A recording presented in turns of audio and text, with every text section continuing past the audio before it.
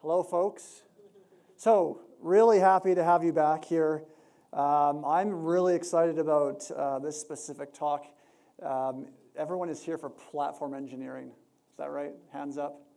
Anyone not here for platform engineering? Just want to stop by? Okay, good. Well, that's good, because this is a topic that I think that, first of all, I'm super excited to have the Badal.io folks here. And the reason is because platform engineering is something that sort of lives, it sort of burns down here really low. And, we get a lot of hype for generative AI, we get a lot of hype for these other fancy things, but platform engineering is just such an incredibly important topic for so many companies. It's incredibly hard to do well, and it's very easy to screw it up. And then also, it takes, the way that I think about it is like you can learn about technology and then you layer a thing on top for cloud. So a lot of technologists or security people are there, and then they build some cloud skills, and then they get into a little bit of DevOps, right?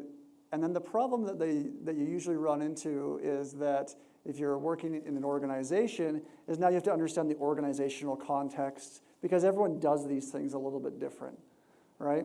And then you start to layer on this concept of platform engineering, which is starting to serve customers within your organization, and it becomes very challenging. And so this is such a critical area of infrastructure and a critical area of so many enterprises. And I'm not messing around when I say we have some of the world's top people in this area. I know they're going to be very bashful about this, but they are just absolutely. We're just super lucky to have them, to be really frank. I worked with Dylan Gale a number of years ago on Migration Factory. We ran the first instance of Migration Factory for the bank that I worked with. And Dylan, previous to that, he had worked with Cardinal Health. And Cardinal Health is a top, I think, 50 company in the United States. Yeah, top 11, largest company in the United States. And Dylan migrated with his business partner at the time, 10,000 VMs. How many months? About 6 months. 6 months. And anyone who's migrated anything to the cloud probably understands the significant amount of complexity that is. And so, really happy to have Dylan here. We go back a ways. Also, super happy to have Marko and Danny here. They've worked in Terraform with HashiCorp for years and years. They're experts. They've built a lot of incredible things to help customers and help people to understand how Terraform can change their enterprise, and have between them just loads of actual HashiCorp enterprise sales under their belt in a way that's absolutely incredible. And so, we're just super happy to all have the Badal folks. So let's give them a round of applause, and we'll get going with that. And we'll have a little bit of questions, I think, afterwards, so you can ask them questions, and we'll go from there. Thanks a lot, Dylan. Thank you, Greg. Very much appreciate the introduction. Thank you all for being here. Badal's quite happy to be a partner and sponsor this actual event. Like I said, Greg and I went back quite a while with the Migration Factory was there, but Badal does have a booth. We have a lightning talk later that Danny will actually be doing. And we also will be in the Experts Lounge for a bit, but you'll see us around. I'm hard to miss. Some of our other people are. Please come talk to us. We want to, discuss with everyone's here. We appreciate you being here. So, about me, Greg gave a little bit of background. I've been, IT for 2 decades, a little plus, virtualization really early, a lot of enterprise, small, large, a lot happened to be around me, and then suddenly cloud's here. And everything is going to change. We're going to be able to allow users to self-service everything, and we're going to only spend exactly what we need at that moment. And everything is going to be better. Perfect panacea that everything's going to be there. Not quite how it started out. I happen to be lucky enough to start on the Cardinal Health migration, and it was just, hey, we're going to make sure that these data centers exit. We've already signed the contract, and you've got to be out by X date, and we have all these servers, and we don't know what's on them, and there's all this historical debt and everything else, and we managed to get that done. But we learned that the dream was further away of actual self-service, actual paying for what you need, and that's where the platform engineering really comes in. We're actually creating something that really does let you grasp the dream of what the cloud is supposed to be, what was sold many, many years ago when we did that. Over time, we developed more, started Cardinal Health, one of the first ones with the bank that Greg was at. I've been on giant programs with, Nokia, AT&T, Sabre, all the big names Google signed, helped them, migrate across, and time again, it just wasn't there. We got everything across, but fixed a lot of things, found a lot of problems, but we really never got to the self-service, the actual cloud reality. A lot of times the costs end up going a lot more. There's a lot of things that, take into account when that happens. But it's really getting close to that point that we're at right now, that we can actually, recognize those, savings and dream of cloud. And it's easier for people to get there, to get their things into cloud because of the work we did, built the Google RAM program, the Rapid Acceleration Migration Program, but it's keeping these factors in mind. It's not all just lift and shift. It's not just a one-for-one. It's building things in a better way, seeing what you have, better tools to utilize it, and give people the ability to really actually self-service and really only pay for what you need to. It actually becomes less expensive to move to cloud, more secure, keeps you with, less overwork stress, staff. The staff does not have their hair, being pulled out all the time, and it really works. And yeah, I've had a very, very exciting career, but I'm here now with Badal because what I see them doing in some of the areas really is the next step. And I want to see all the work that I did before mean something, and that is this platform engineering. So, Marko, please come on up, and Danny, and take on over and let people know, yeah. Yeah. Oh, Danny's going to come up first, sorry. Hi, everyone. I'm Danny. I'm actually from here. So I went to UBC, and then I went to SAIT. So anybody from SAIT here? Yeah, sweet, okay. That makes me happy. I'm with Badal right now, but I can talk about my career. I started right before Y2K, and that's really where DevOps kind of started. It's where we couldn't really build code because nobody knew where their code bases was, and nobody knew how to build it. And my first job, my first intern, was working for Suncor. I can say their name, Suncor, because their application, they had to rebuild it for Y2K because they thought it was going to be a big deal, and they didn't know where any of the code was. So then it kind of like they weren't the only company, and then it became like, we need configuration management, then we need release management, then we need to know like visual source save, and then slowly it goes into DevOps, and that's where it kind of goes in.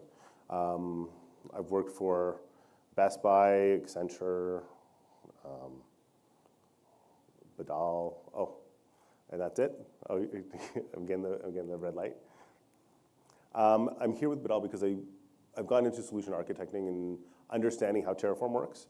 What we've done at Badal is really help clients and be client-focused and made sure that what we do only is in the best needs of the client. And when we talk about platform engineers, which Marko's going to talk about soon, I think that it's only like the tip of the iceberg. I'm going to have a lightning talk, I think today or tomorrow or something, tomorrow.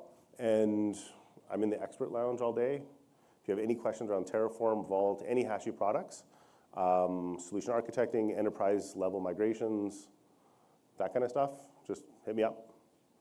And then, yeah, enjoy Marko.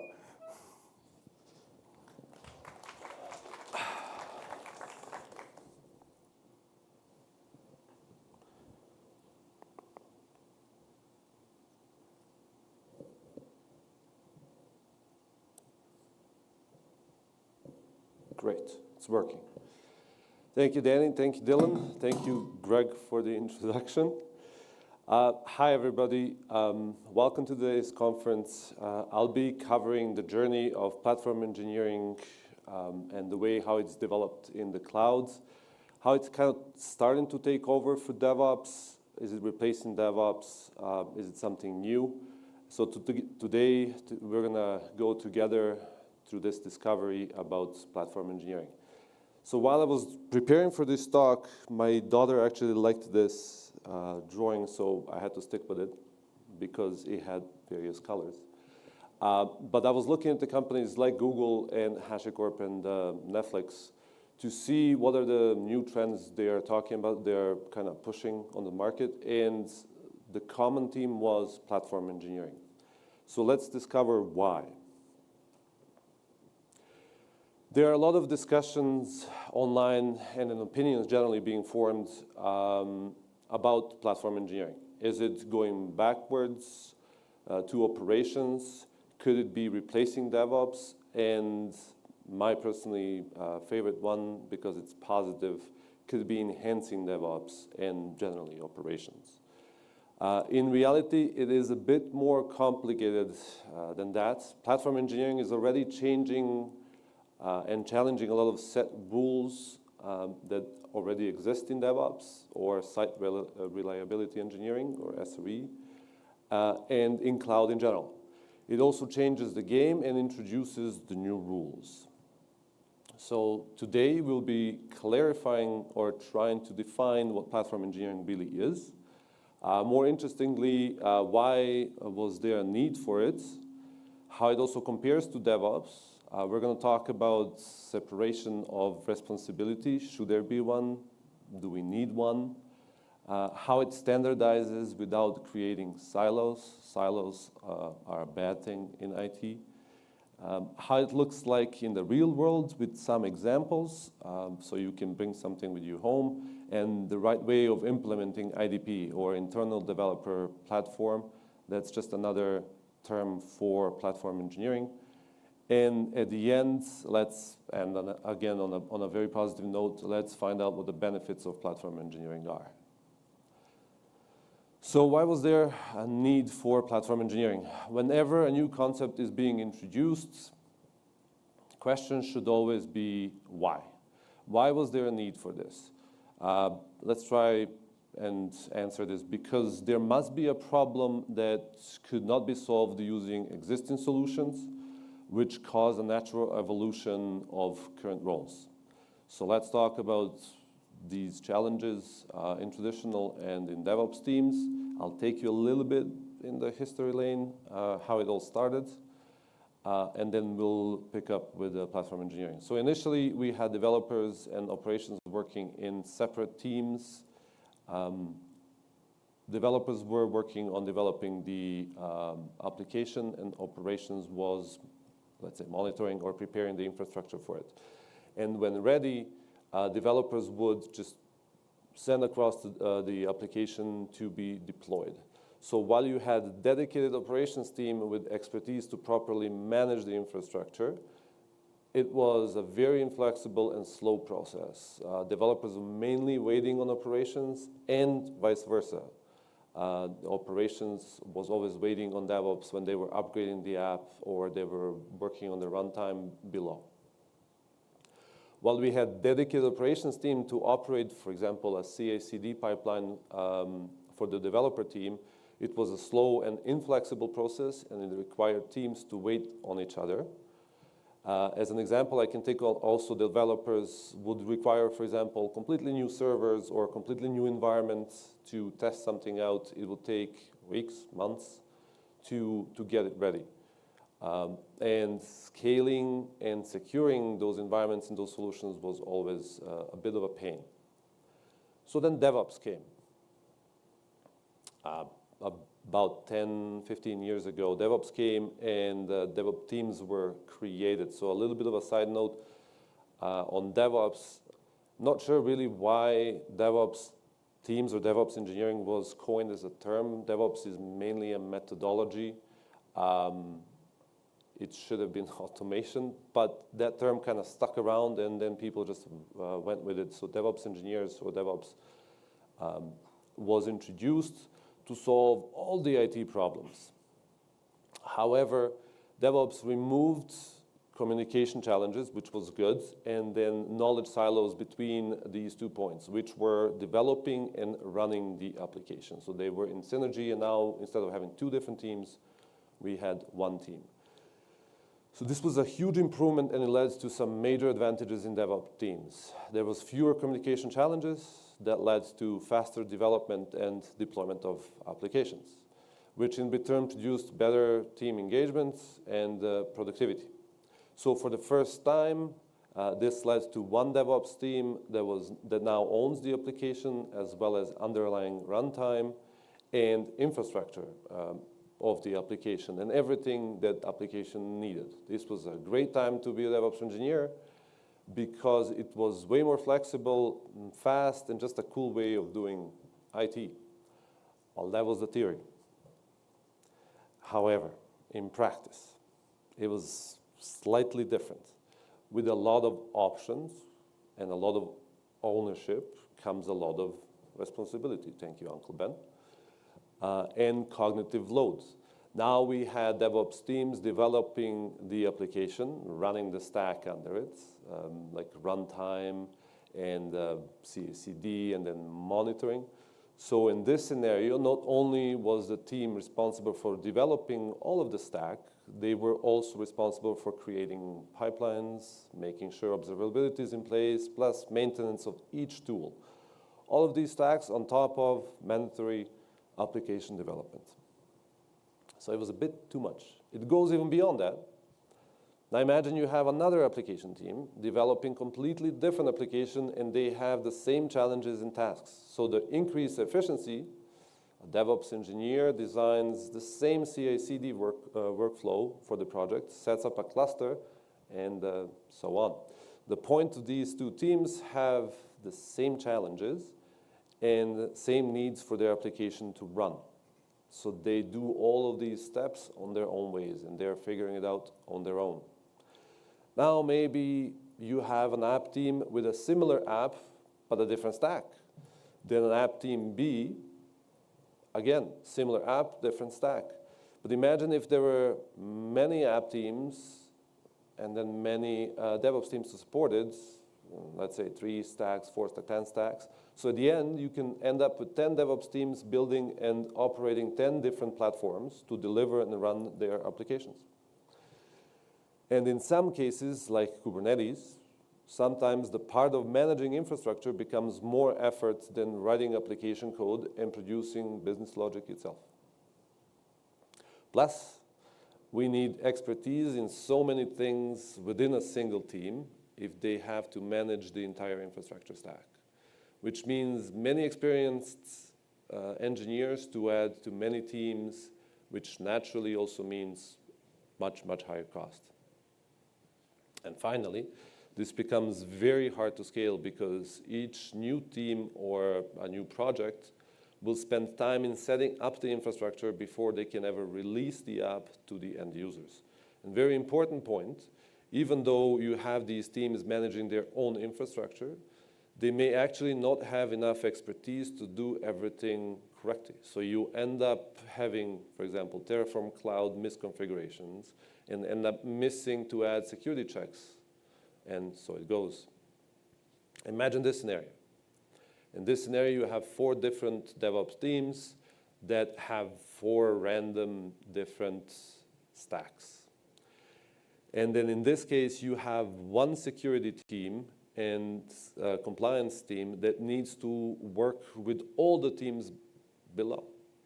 It looks really hard for them to help implement proper security best practices, which causes inconsistent results, and it's hard for them to understand what is going on within the organization.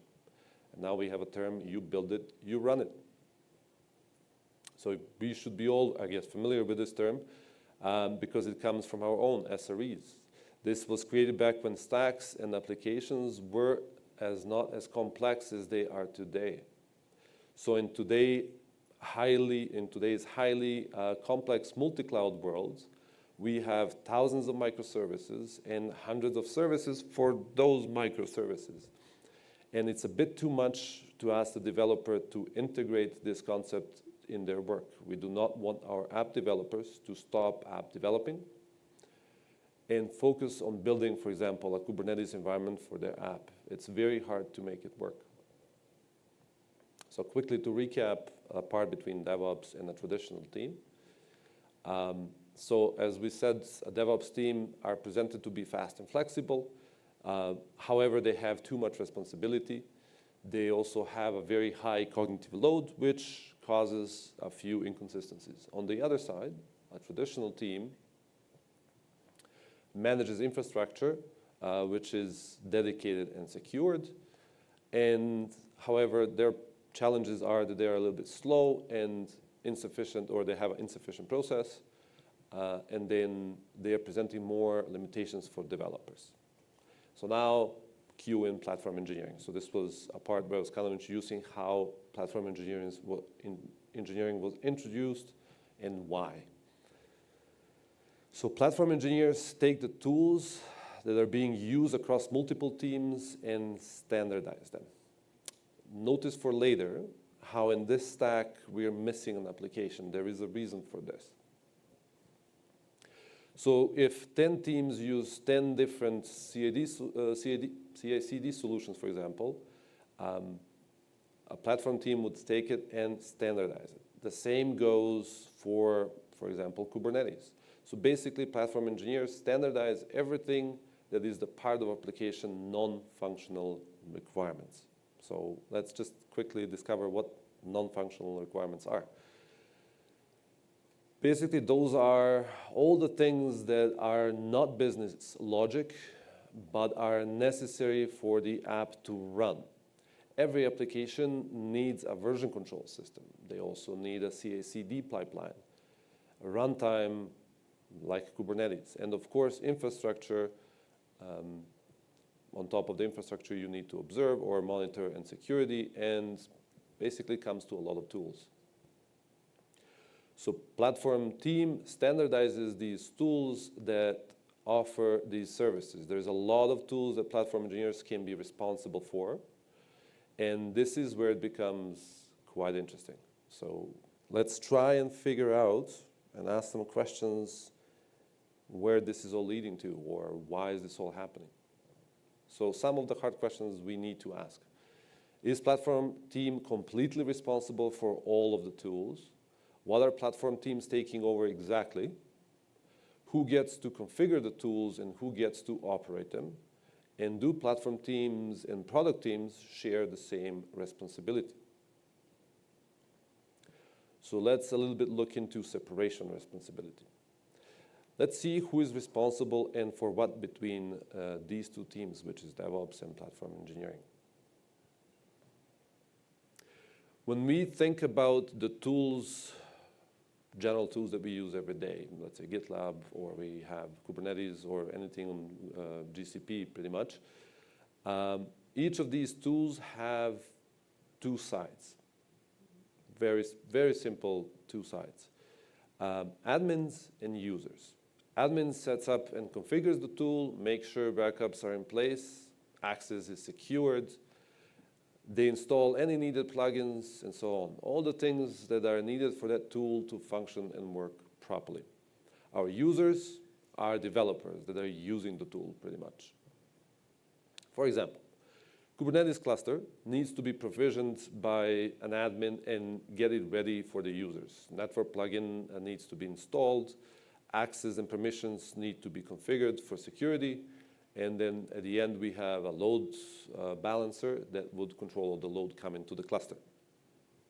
On the other side, we have users or developers that once the cluster is ready, can pretty much start deploying the apps to the cluster. So it looks like we have a role that operates and manages the tool, and a role that uses the tool.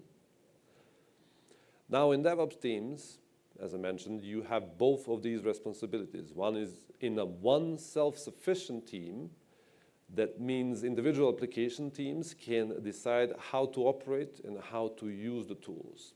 However, these two teams, or these two separate sets of skills, you can actually need to as well as a separate knowledge base to do each. There are even completely separate Kubernetes certifications for administering the cluster and then deploying the cluster. So it's not that easy. So in order to standardize the tool across the teams, platform engineers need to take over operation side of those tools, which means select the tools, set up with security best practices, and platform engineers become the experts to operate the tool properly. At the other side, developers can use the tool, and this removes a huge cognitive load for them because it removes the operation side of using those tools.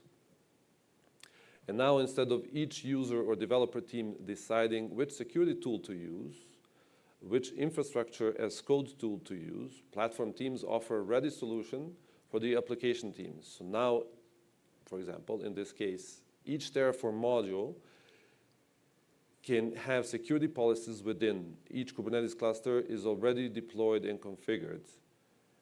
But in this question, we're going to ask, why is this happening? Why are we now having two separate roles again? Does that look familiar? Didn't we put DevOps, Dev and Op teams together in order to avoid those silos? Let's look into how we can standardize without creating silos again. Well, as one, platform team takes all of these tools like Terraform or GCP or Kubernetes that application team needs and applies their expertise to configure them properly so they can be secure. Then they create an abstraction layer on top with a user-friendly interface so application team can now come and self-service. So these provisions configured and secured services with an interface to easily interact and access them. Now we have developers that can log in and self-service and use already provisioned services that have best practices involved. So now this becomes a platform as a service, and then later, because it's used internally, it becomes an internal developer platform, or IDP. So platform teams are building these IDPs, hiding away complexity of operating and managing these services that developers need to release and run their applications. So in this scenario, instead of developers logging into GCP and provisioning GKE cluster, they go to IDP to use Kubernetes cluster that is pre-configured with the best practices without asking platform team to do anything. So application team gets flexibility and speed to deploy and not worry about operating these services. So how does it actually look like in a real world? Remember how I said a platform team standardizes a tool that are used across teams instead of 5 teams using 5 different tools? We have now 1. Let's imagine platform offers GitLab as a standard solution, but what if other application team says, hey, we need to use Jenkins? Teams want to have freedom to use tools, modern tools. In this case, platform team will adopt Jenkins with a request, standardize it. Instead of blocking the developers, they will integrate it into the platform as a standard offering so other teams can use it as well. However, developer teams should only be using it through the platform due to best practices being implemented. There should be no limitations in this case. So in no way should platform engineering be confused with old way of working, and let's figure it out how. We're going to be using only specific tools in a very specific one way and lock it down because the analysis is done and this is the way to go. That's the old way of thinking. So when implementing platform team in your company, this is what you want to focus on. You need to keep the platform flexible, add security guardrails in pre-configurations, freedom in tool selections that can be offered to the developers, and then flexibility in usage, the way how tools are going to be used.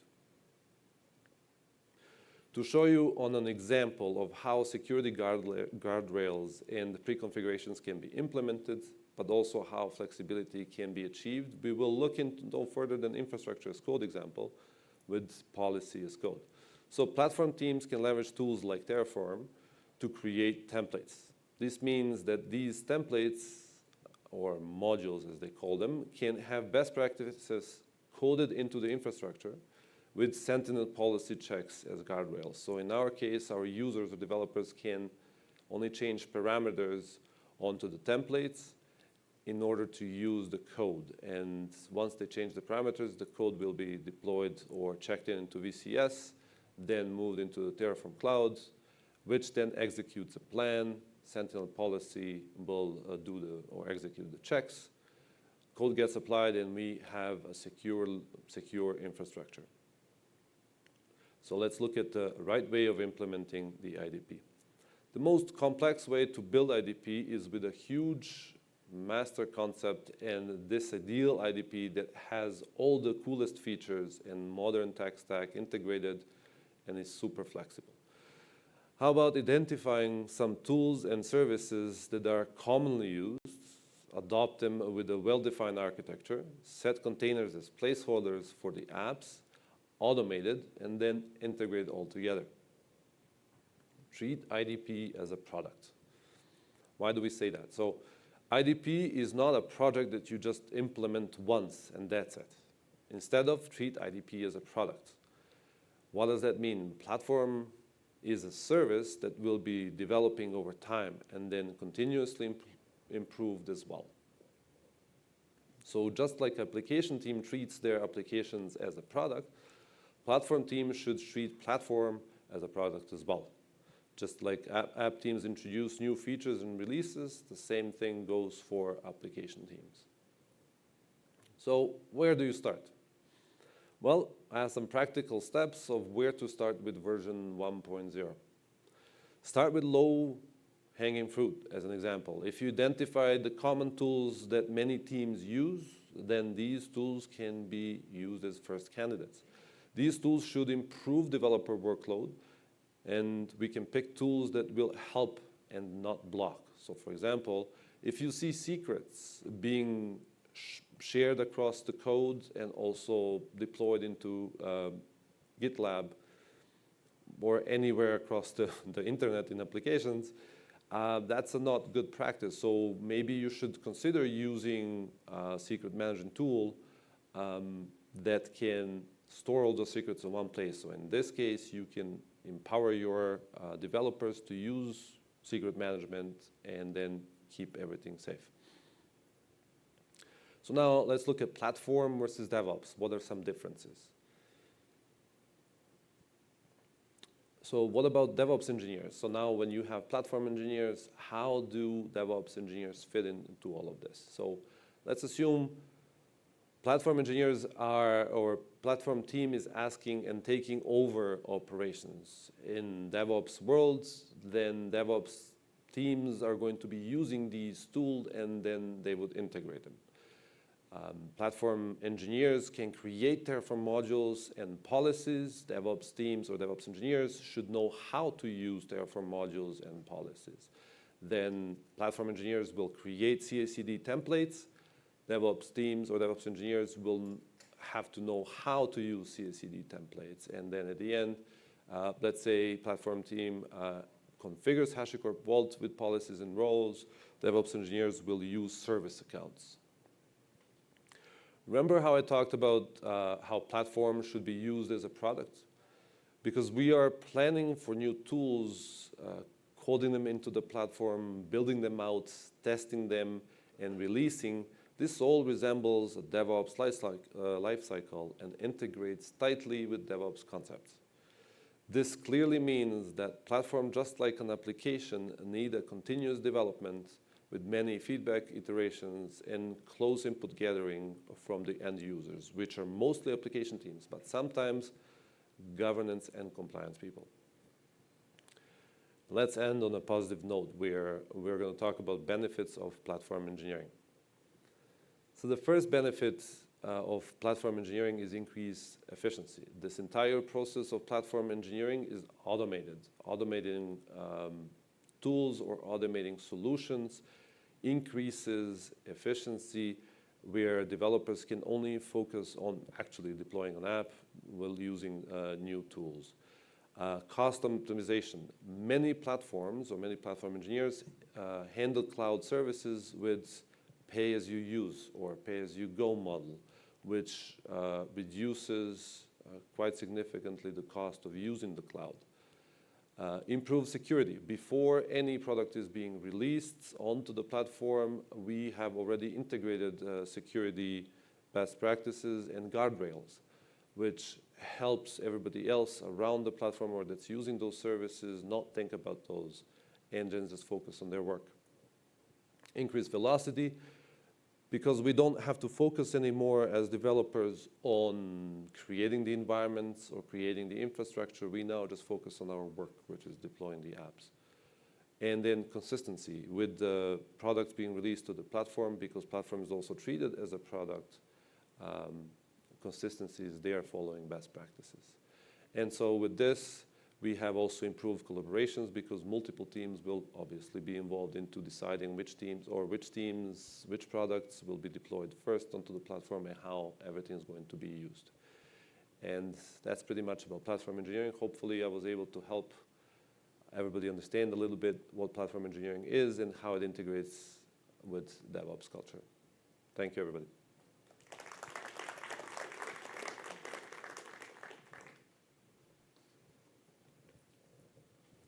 Is Greg still here? Do we have time for questions? Does anyone want any?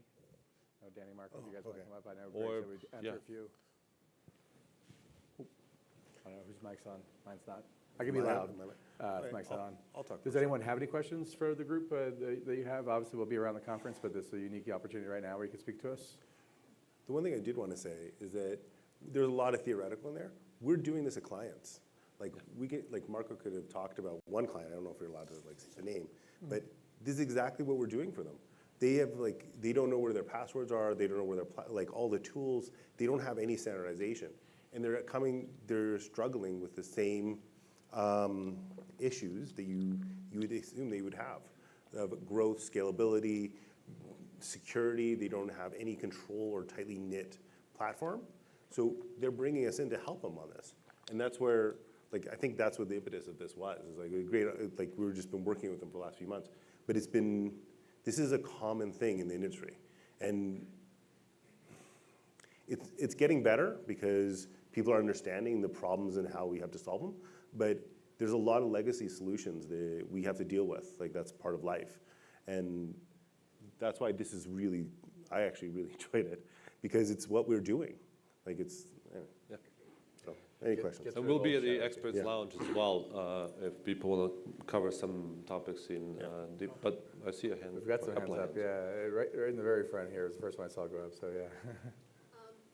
Do you kind of see a platform engineering team at an organization as expert consultants to other product teams at an organization? Yes. So the first time I've ever dealt or had to build a platform. That was the way how it was approached. So we first came in as consultants to understand really what product teams were doing, what they're mostly struggling with. And then when platform was created or the first products were being released, the intent was to remove a lot of pain from product teams and developers so they don't have to deal with them in general. And some of them were really simple. Most of them really complex because a lot of teams, even though they're in the same company, same organization, either geographically or not, do not talk to each other. So they might be struggling with the same issues. And that's where I think platform engineering kind of helps the most, because they kind of sit a little bit above and they can see multiple pieces being moved in. So this is where they bring most value. And it also helps the developers, because knowing everybody's using the same tool, you don't have to have 5 different experts for Git.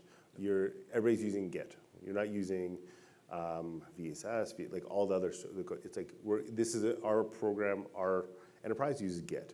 We're using Jenkins or Circle CI or whatever it is. And once it starts slowly defining the platform, it becomes a lot easier to develop. And there's a lot of pain getting there, because there's a lot of stakeholders. Well, I hate Circle CI, but I love Jenkins. I have the experts for Jenkins, but Circle CI has this feature that I really need. And that's a big feature, a big part of that in getting to consensus of what those tools should be. And once you have that, then the velocity can increase for the developers. Because They don't have to worry about the nitty gritty of like what tools, what pipelines, are we using Jenkins, whatever it is. This is what we use here, and you just go do your code. So There's hopefully another that's- question up there. You need to speak up. Yeah. So which of these platforms are like the easiest to work with and most difficult in terms of, as in having good documentation maybe, or say web resources or tutorials maybe, and then what would be the dream stack according to you guys? Like if someone is starting out right now, then which tools and technologies should they be using according to Marko? So I've heard the second part. What would be the dream stack? What's the first question? What tools, you know, I'll take the Oh. first part. yeah, difficult. Take the first one. So when it comes to tools, it's really the organization. And it comes down to like what people at the organization have used. So sometimes you have developers that are really good with Git. And then maybe they should be using something else, but like you already have the critical mass. So you're not gonna really change that whole foundation just because there's a different feature. If there's a different feature and everything else, you figure a way to make it work. But you try to work with what you have. Because to get the expertise for new tools, it's not easy. To get an expert in one part of those tools, it's difficult. And then you try to do that across a whole pipeline and scale. And at scale, it becomes difficult. So you kind of work with what you have. And then a dream perfect? stack. I don't think there is a dream stack because you keep evolving every time. The whole idea was to make it as flexible as possible for everybody to use it. So because it's treated as a product, you're going to have multiple iterations of it. And yeah, so unfortunately, there is no dream stack. I think all the tools are included or could be included if they make sense for the organization. Yeah. Any more? Yes. I have a dream stack, though. Yeah, of course. Okay, go ahead. Right. I wanted to ask, how do you account for security?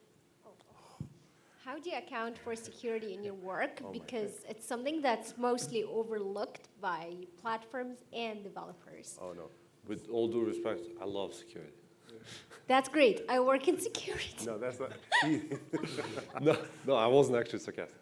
But you involve people from security world as well in the part of the platform. So you can't, I cannot imagine myself including some of the policies, for example, for Sentinel, so guardrails, without involving security. Because at the end of the day, they're going to be responsible for security breaches, not me. And they can point at me as much as they want, but at the end of the day, they have 100% of responsibility. I build the product. So or in ideal scenario, there has to be some work together with security, and they will then bring their best practices. And usually security is part of this whole conversation. We're not doing this in a silo and we just like deploy an IDP. Security's right from the beginning of like what tools we use, what they expect from each tool. So it becomes part of the conversation. So by the time we have a full IDP solution ready to deploy, security's already been in that conversation from cradle to grave, and they're signing off on it. So, and that's what talks about scalability, is you want to be able to deploy many IDPs for everybody. So anybody have a workspace or whatever it is. And you know that it has the same criteria that security has signed off on. So security is a very big part of it. Because they're, I think, the final sign-off usually on when it goes to GA. Do you offer security tools to your clients like SAST, or do you want me to repeat? Yes, we do. We have a VAP. We use Vault. Vault is a tool from HashiCorp that has encryption as a service. It has password manager. It has a lot of different pieces that allow you to go across the entire organization. And then I developed a program where we come into a company and we do a 2-month POC on their environment, and in a sandbox, not like at production level. And then they can see it working in their environment. And then from there, we give them a plan of like where your maturity model is now, where it could be. And then we give you a project plan. And then if you want us to do it, great. If you want someone else to do it, great. But you've seen what it can do. So. Thank you. That answered my questions. And then a couple of, yeah. Thanks. I don't know if I need a mic or not, but I'm just curious about some of the themes you guys are seeing right now in the industry in terms of cost being a bigger factor than it ever has been before. Is cloud repatriation and bringing things back to the on-prem something that you're seeing? It's going to happen at some point, but maybe not from the best planning. So, people always make those rash decisions, but with these kind of tools that you're actually having the platform set up and have things set up the right way, that why do you have your development environments on 24/7?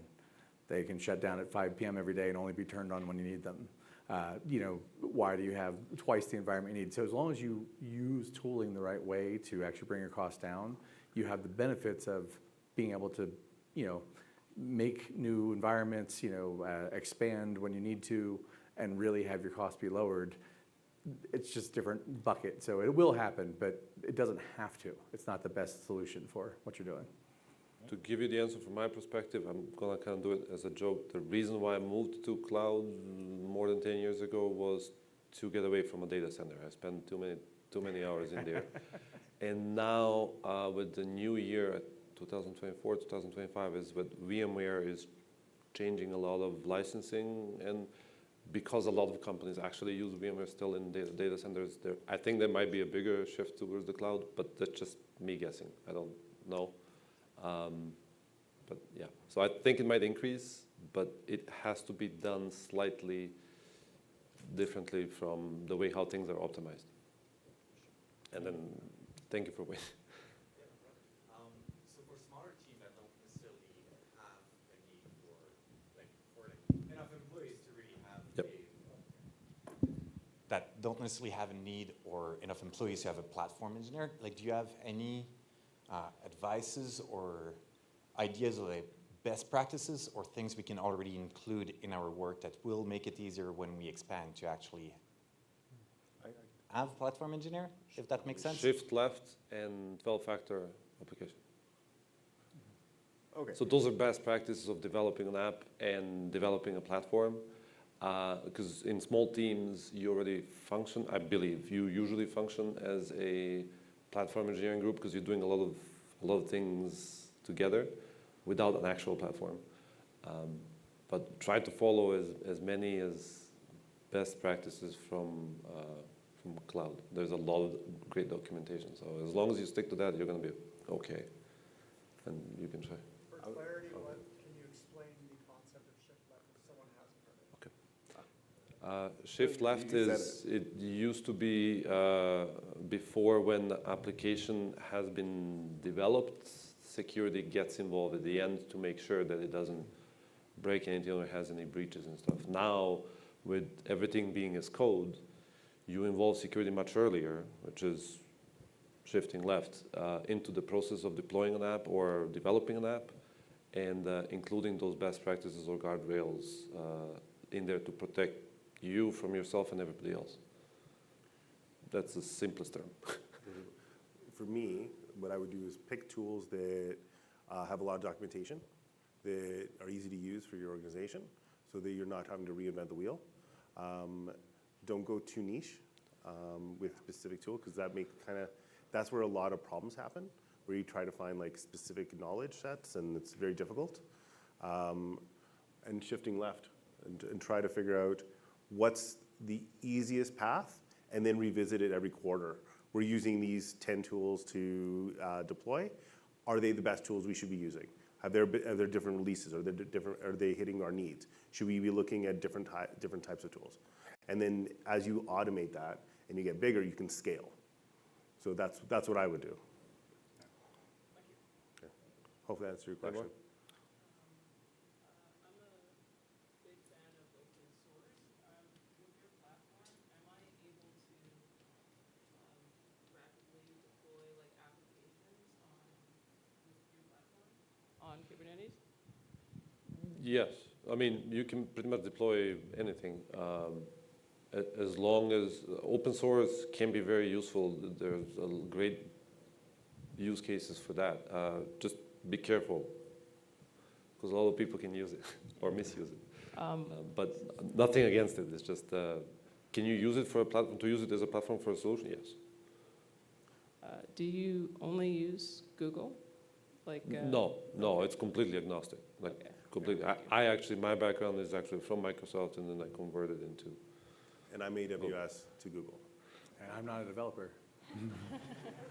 One of the good things is we talk about Terraform. Terraform is like one of the few tools that you can actually go cross-platform, where you can go anywhere and you can build anything, which is what the key, I don't know, benefit of it is that if I ever wanted to go to AWS or Microsoft or VMs or Terraform, the same code can be used with minor changes. Like that's one of the bigger advantages with that. And when it comes to Vault, when it comes to encryption, is that you can build a Vault server.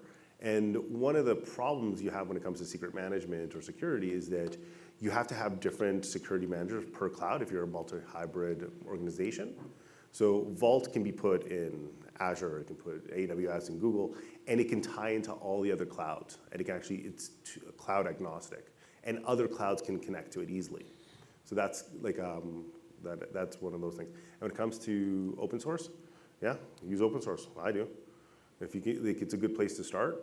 If it becomes an issue, which is what Marko was saying, is once you get bigger, it becomes more difficult. One, everybody can see it, but also it's not as scalable at like past like, I don't know, like 5, 10 people maybe. Yeah. No, there's a lot. Yeah. Hopefully that answers that question. We'll be at the expert lounge as well. I don't want to steal it from other people. Yes, please. Yes. I'd like everyone to hear so. With all these advancements with AI and the AI made available to parse the documentation with shift left, how does that change maybe shift left in the philosophy when it comes to using maybe less used technologies or new technologies? So generally with the AI platforms, and every conference that I've visited in the last year and a half talked only about AI, which is amazing. AI tools are great. The way how I see them is a guideline, not as your solution setter. And a lot of AI tools are kind of dated to a certain point, so it might not include all the best practices, which is not to say you shouldn't use them, you should, to get you started. That's the way it has. It still requires a human touch to understand there exactly what's going to happen. That's my kind of opinion to it. Okay, so AI, I don't think AI is really going to replace anybody from code base, because if you ever want to get a Terraform code, like you can ask AI to generate it, but it doesn't actually work. When you actually try to put it in, it doesn't understand the variable sets, and it's not the best code standards, so you still have to manipulate it. Like, trust me, I can use it, and I still have to manipulate it. It gives you 70, 80% there. Like, that's just, it won't get there, because there's too many variables it would have to understand. And when it comes to using it, I think that there's a tool that at Google Next, and I can't remember the name, I asked Tom. It's a tool that parses your logs, and it does all this pieces to find out what you're looking for. Did someone say the name? So I'll remember the name of that afterwards. But what it is like, with security, there's logs and logs and logs, and like pretty much your entire day is just looking through logs. And this tool uses AI to generate a heat map, and it goes through all of it and creates which ones are ones you have to look at, which ones are the ones that are okay. I'm trying to remember the name. Chronicle. Thank you. Yeah, it's really amazing when you see it, and it ties into the tool. So look it up. It's amazing. There's a whole demo on it, and I was like really impressed. I hope we gave you an answer to the question. Oh, hopefully I answered that question. Do I have an actual perfect answer to this? No, but should you play with it to get you started? Absolutely. Yeah, I have a slightly different take, actually. Where I see is at the larger enterprises, the security aspect of AI really becomes who has the data that we're using, whether for the language model itself or whatever you have for your base, or who owns the questions that we're asking. That's going to be a big one, that they'll want to have their own version of things that's tailored to their needs. And I think that's a big security thing that will be, you'll see in the future, is you have your own, not from a standard model. Whose AI is it? Yeah. Yeah, that's a good question. I don't think that was a question, but that was a really good point. Any more questions? I think we're probably about time. I think we've gone over. I think we went over with the questions, but it was like. We enjoy this. Find us. Please talk to us more Yeah. during the different events and the things. Thank you, everybody. Thank you. Sorry, before you go off, I'm gonna give you this, and you're gonna give it out to someone. Find a way to do that. There you go. You're back on. Okay. Yeah, question or something or I have to random figure factoid that maybe someone would know. Someone puts their hand up first. Give it Calgary trivia. Oh, yeah. Calgary trivia. That's not fair because I get. That's leisure. fair. That's yeah. I got it. Calgary trivia is the way to go. I'm not a hot mic to ask.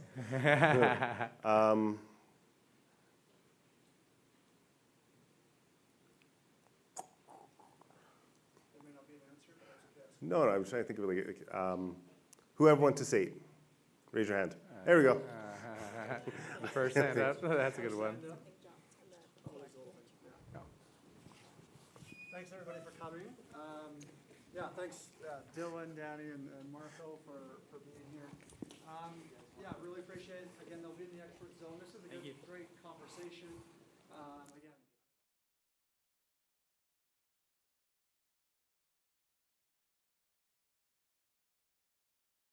Question like to ask, like to get the. Okay, so Yeah, good. no, it's all good. Okay, and then we're going to be headed over for lunch. So you have to go over to the second level platform. You can take the elevator there. You can go up the KPMG stairs. Then you got to go through the exhibition hall, all the way down to the end by the AI zone. There's going to be lunch over there. So you guys hungry? Yeah. So yeah, I hope you guys are hungry. Yeah. Thanks everybody. Appreciate it.